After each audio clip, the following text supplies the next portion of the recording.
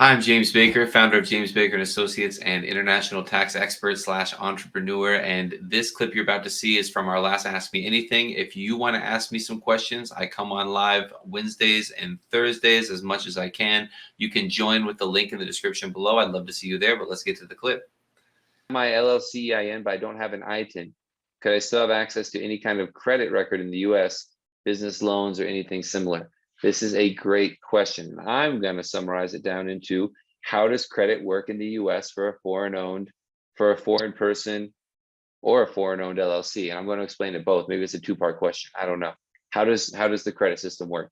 And I'm not a credit expert, but I actually had a meeting about this last night, and I'm looking into it. As a US person with a credit score, it's not that good. The US is mostly run in terms of credit cards and getting approvals for small short-term loans and personal loans. It's all about your personal credit score. Your personal credit score is built up of 5 different categories. Again, I didn't prepare for this, which would be your age of credit, like how long you've had different loans and credit, the amount of loans you have out, the amount of times you've tried to get loans, your credit usage to credit availability ratio. So if you have $100,000 in available, let's say you have 5 credit cards that each have a $20,000 limit, that's your max limit. And then if you have a $4,000 balance, your ratio is really low, and that's good for your score.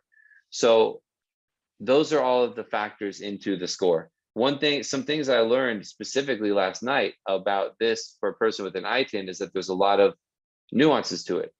So before I talk about that, the US is mostly driven, again, on the personal credit score. So even if I request a business loan, I need to give them my personal credit score and co-sign the loan as an individual.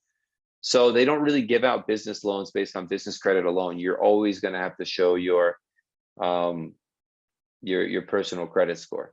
And the only exceptions to this are, not the only, but the biggest and most common exceptions are when you're buying real estate. If you're buying a house, sure, you can get a loan and put down 30 or 40%. You still have to show you can pay the loan, but the asset is basically used as collateral. If you decide not to pay the loan, the bank can just take the house back, So that's, yeah, there's some good stuff there about credit scores.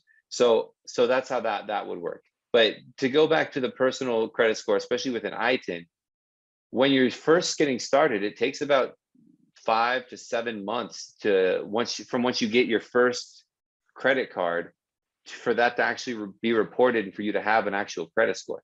The credit score process is really slow.